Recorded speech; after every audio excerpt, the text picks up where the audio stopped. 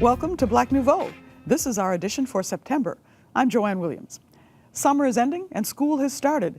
We'll talk with Milwaukee Public Schools Interim Superintendent Keith Posley. Homer Blow's birthday party is an annual tradition for children. Liddy Collins attended the festivities. And we'll review two of the summer's salutes to Black history and art. You know, two men who make their living on a tennis court came home in June.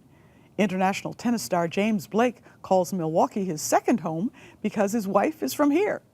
Brandon Currie, Wisconsin State Champion and Summit League Coach of the Year, is a Brown Deer native. They met on a court to show that tennis can open doors to a bright future. Former pro James Blake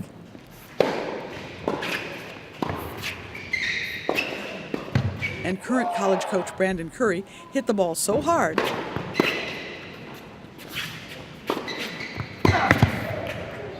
one man in the stands said, "You can't even see it, it goes so fast." And he was right. The tennis fans who came to Brown Deer High School's Novak Family Fieldhouse to see an exhibition tennis match got a real treat. They got to see their hometown state champion, Brandon Currie, duke it out with the former number 4 player in the world, James Blake. So are you ready for this match? I hope so, you know. How ready can you get, though, playing against a guy like James Blake, number 4 in the world? I'll tell you this much, I think I'm going to have a lot of support from the fans, you know? So I'll take that. I'll take whatever I can get. It was the Al Hervis Adam Education Foundation's idea of inspiring more young people to play tennis and continue their educations that brought world-famous James Blake to Wisconsin. He met kids at Western Racket Club and the Town Club before the big match. I don't expect every kid to go out there and be a pro tennis player, but I think they can use it to help them, whether that's getting them into college, whether that's just getting them living a healthier lifestyle, whether it's meeting new friends, however it is, because those were the things that were important to me when I started playing. It was just having fun first, and then I met new people. Here are some of his stats. He was ranked number 4 in the world in 2006. He won 10 singles titles. In 2001, he was only the 3rd African American to be named to the United States Davis Cup team. In his book, he said, "The red clay of European courts has never been my favorite surface, and it was on clay like this that I broke my neck." He had a long road back, but he found a way to get through it. He wrote about it in Breaking Back.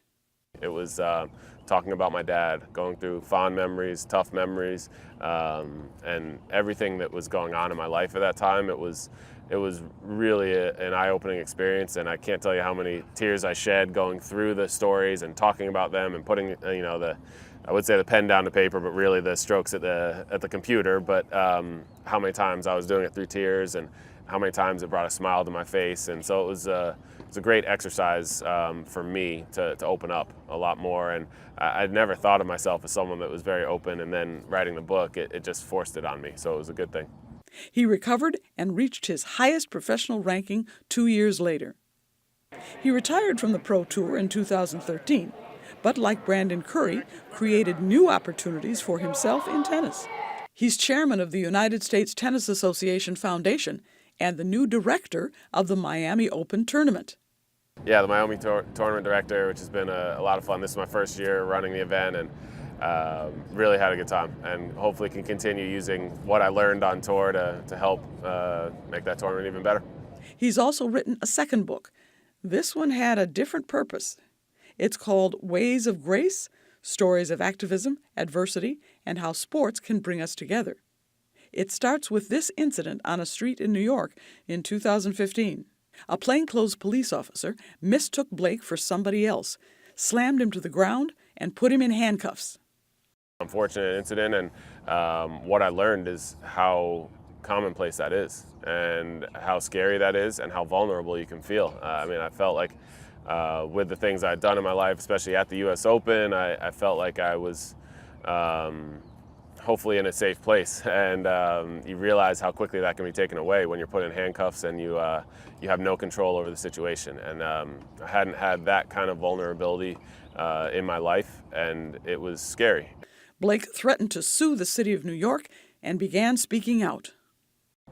It made me realize I had to speak up, because there's too many people that don't have a voice, that don't have the resources to be able to fight the system, to be able to fight those that are, saying what they want to say and using their word against yours without the video. I know my case would have been totally different without the video. Blake dropped his suit when New York agreed to create a citizen position in his name with the city's Civilian Complaint Review Board. That person will see that citizen complaints against the police get swift action. But the story's not over. Now James Frascatori, the police officer who handcuffed Blake, is suing the city and Blake for defamation of character. He claims James Blake's exposing him in his book, Ways of Grace, has damaged his career. I just think the more it happens, the more people, I hope, will get to a tipping point and realize there actually has to be some sort of change, not just incremental change, not just one officer getting punished or held accountable. There needs to be a real system of accountability for these officers.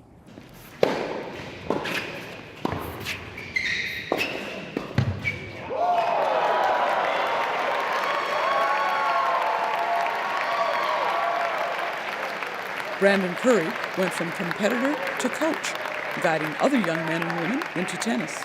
You just learn, like I said earlier, about yourself, set goals, you're depending on yourself, you build your self-esteem, and those core values, I think, carry over into the real world as well. Just being disciplined, making the right choices, planning for your future. For the last 14 years, he's been coach of the men's tennis team at Indiana University, Purdue University, Indianapolis.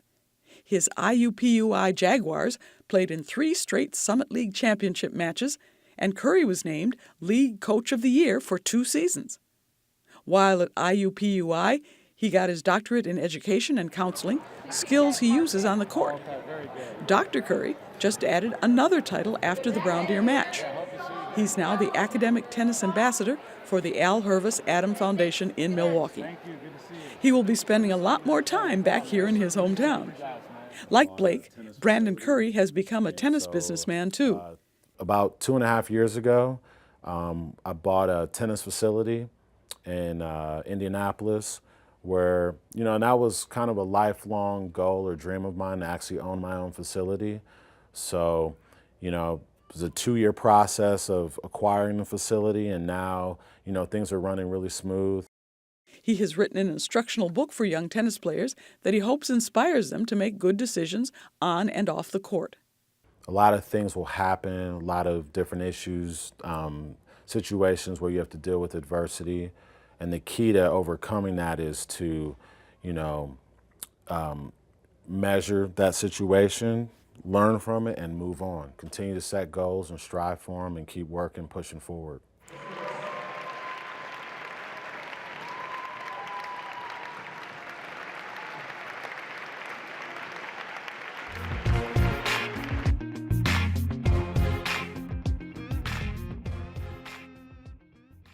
When I say Homer, you say blow. Homer, Homer.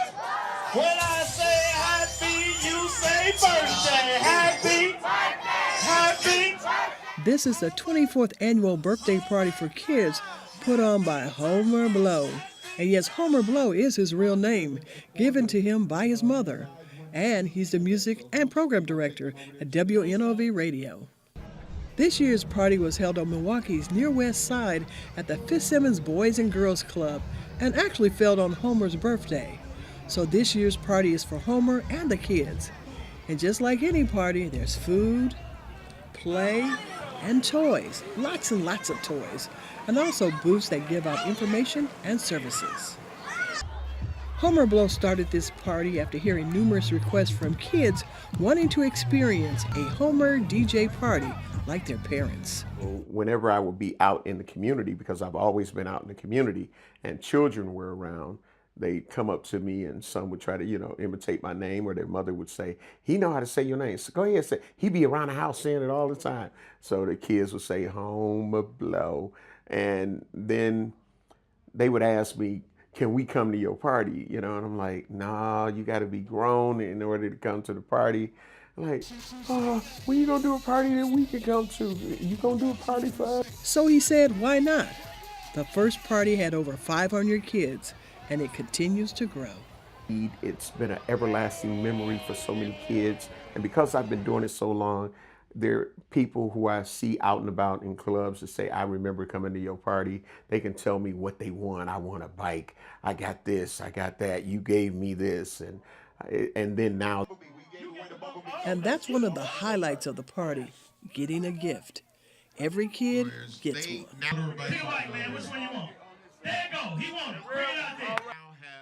He's kept it going for all these years because he said children need hope.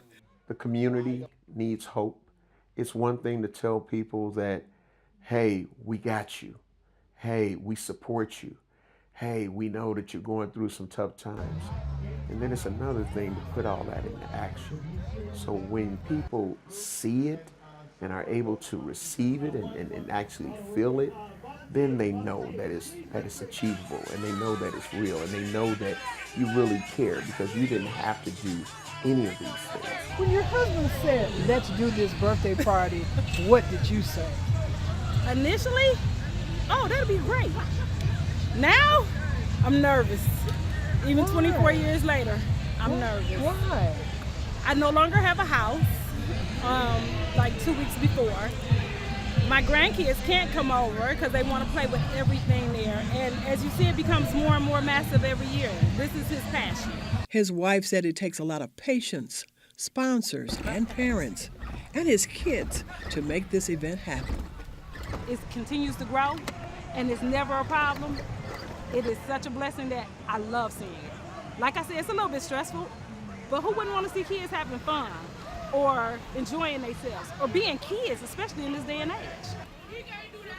But who is? Homer Blow is a man that has a love for people, has a dedication to music, and just very, very passionate. His communications career started while at Washington High School doing announcements. He started DJing in bars and clubs at 16 and became known. And here we are 27 years later, and I'm still in it. So I always loved to DJ, and radio just took it to a whole nother level. Being active on the radio gave him a bigger voice. It's about being able to reach the masses. And with having that microphone, you're able to amplify your voice, and your message is able to be heard and received by so many more people than if we're just talking on a one-on-one kind of level. So you want to be able to make sure that they hear you roar. They hear what you have to say. So I use the microphone as a way to let them hear my roar. And hopefully it's in a positive way. He's also tapped into the online genre with blowradio.com. He said people in Milwaukee are starting to see the need to help and be helped. Not just the superficial, here you go, and we out. They're seeing that there's a consistent and a constant need. The issues that the community is going through, they're not all simple fixes.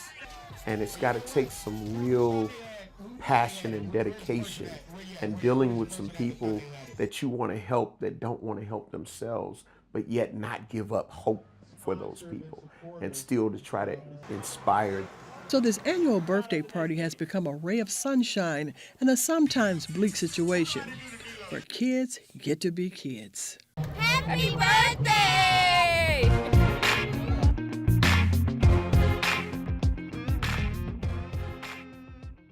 MPS recently kicked off its 2018-19 school year with a new leader. Dr. Keith Posley was named Interim Superintendent in May. He will run the state's largest public school system. Thanks for joining us. Thank you for having me. Good. So how long have you been involved in public education? Oh, this is starting year number 29. I started as a teacher at Ben Franklin Elementary School. From there, I became an assistant principal within the district, a principal in the district, as well as a principal coach in the district, leadership specialist, as well as a regional superintendent. And after becoming regional superintendent, I became the chief of schools for the Milwaukee Public Schools, and now in this job as interim superintendent of the Milwaukee Public Schools. So I've had a long journey in the Milwaukee Public Schools. What are going to be some of your priorities moving forward? Well, I have 5 priorities that I'm going to be spending time on: academic achievement and accountability. And that's basically the number 1 priority, and that's going back to core instructions, making sure our young people are able to master the area of reading, writing, and mathematics. A lot of people call it going back to the basics, but my North Star would be making sure that young people are learning at high levels in all 160 schools in the Milwaukee Public Schools. Also, I want to improve the district and school culture. That means making sure that our buildings are safe and conducive for learning, and making sure that we're working together to build a culture of learning, and that where all children can and will learn at high levels.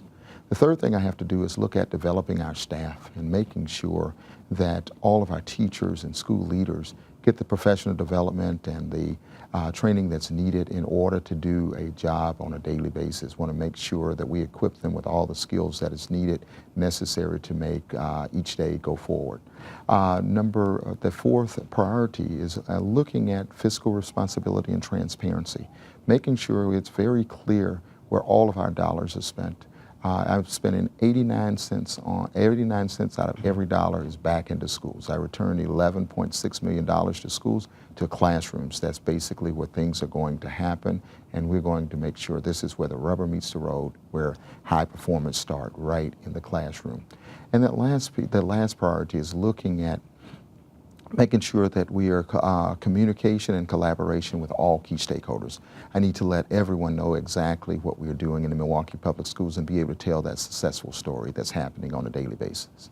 Now, you became a hero of the teachers union when you were able to restore money back into the classrooms and save jobs. How were you able to do that?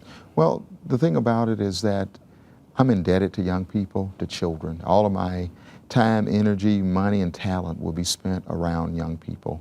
And the classroom is the most important place in the school district.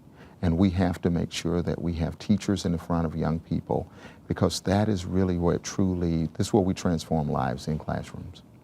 Now, you had mentioned something about talking about giving principals more power, more latitude. Can you talk a little bit about that? What does that mean? Well, we look at autonomy. We want to make sure that our principals have an opportunity to lead the buildings that they're in, and and earn autonomy of things that they can that they can do within their schools. Because one thing we cannot do is run a school from 52nd and Valete. So each leader in those buildings are ready to step up and do what they need to do in those buildings, and we have give them the opportunity to do just that. So they were not able to do that before? Oh yes, they have always been able to do that. But just the idea, just to know, the reassurance to know that they have full autonomy to run their schools. And we have guidelines and procedures that are in place that are followed on a daily basis. Now you have, attendance is big for you, and it's been a big issue for MPS. How do you get, students can't learn if they're not in school, how do you get kids to come to school every day? We got to make sure that the learning process is taking place in every classroom all across the district. And we got to encourage our young people along the way. We just kicked off an attendance campaign at Bradley Tech High School, where we had our young people to take a pledge that, that they're going to be in school each and every day. And one of our hashtag slogans is "Every Day Counts." And so we want to make sure our young people are there, ready for the learning process. And we also have to make learning fun as well. And we have to find our young people. We have to make sure that we have rich print materials that our young people can see themselves in, to get excited about reading and writing and mathematics, and get excited about being in school. And that's, and also I want to have the community to hold our young people accountable as well. And we want to ask the community, so when you see young people out and about and they are not in school, ask why. because they should be in school each and every day. Let's talk about safety. What is safety a major issue in urban schools? Well, that's a major issue in all schools, not just urban. And I would say to you that even through the budget process, I put money back into the budget to add additional safeties, looking at cameras and various things that we need to make sure that all of our young people are safe and ready for learning. And in order to do that, we must make sure that our young people are prepared and ready to go, and we want to make sure that the environment in which they are being educated is a safe learning environment. Does that include metal detectors and things like that, or what? Yes, it's a number of different things, and we're looking at various ways to make sure, and and I can't sit here and say all of our safety measures, but the thing about it, there are locations where we do have metal detectors as well. Now, you've been behind the scenes for, what, 3 superintendents? Yes, 3 superintendents, yeah. And now you have the job. Do you have the money to incorporate all the ideas that you have? Is the money there to make these ideas come to fruition? Great question. I don't think there's any district in America that would have enough money for me with the ideas that I have that I would like to implement. But I would say to you that we have the revenue that we could always use more at any cost, but the idea that the things that we are going to make happen, we have dollars earmarked to make that happen for this academic school year. Now, you have the title interim. What do you have to do to get that interim title removed from your title? Great question. Number one, keep doing the work, and and I'm going into this work basically every assignment that I've had in the district as a teacher. I was hired as a teacher, but as an assistant principal, I had the interim name on. As principal, I had it. As leadership specialist, I had that. So I'm doing the work, and at the end of the day, I'm just going to continue to do what I need to do for young people, and that's what I've always done every day that I've gotten up for the last 29 years, to give it 110%, and all the things that need to be worked out will be worked out in the end. But at the end of the day, it's about young people and making sure that they get what they need on a daily basis. In 5 words, describe your style. In 5 words, James, that's a tough one there, because one thing I can say, I'm one of those individuals that believe in hope, determination, drive, and grit. And one thing I will always say, that I encourage others to do their very best on a daily basis. And if you do all of those kinds of things, that's a true recipe for success. Well, hey, thanks for joining us. Appreciate it. Thank you. It's a pleasure. The Milwaukee Bears were a Negro National League team formed in 1923 to replace the Pittsburgh Keystones. The Bears drew many of their players from the disbanded Keystones roster, as well as from the New Orleans Crescent Stars. These Negro League players gathered at Clinton Rose Park on August 4th to celebrate the Milwaukee Bears Negro League baseball team. The celebration was a part of the Salute to African American Baseball Heritage, sponsored by the Milwaukee Brewers, yesterday's Negro League Baseball Players Foundation, and the Holy Redeemer Wall of Fame. This year's inductees, Herbert Walker and Warren Kirkendall, were added to the Wall of Fame. Attendees were treated to a meal and got to share some of their memories. Later that afternoon, we visited Meyer Park for the Black Arts Fest Milwaukee.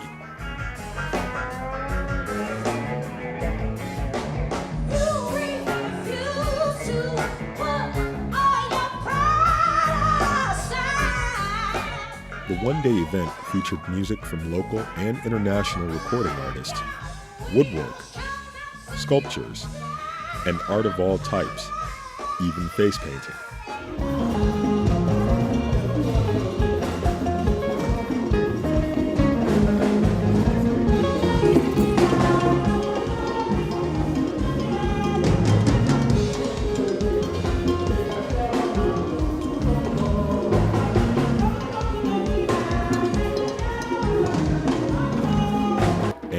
dancers of all ages.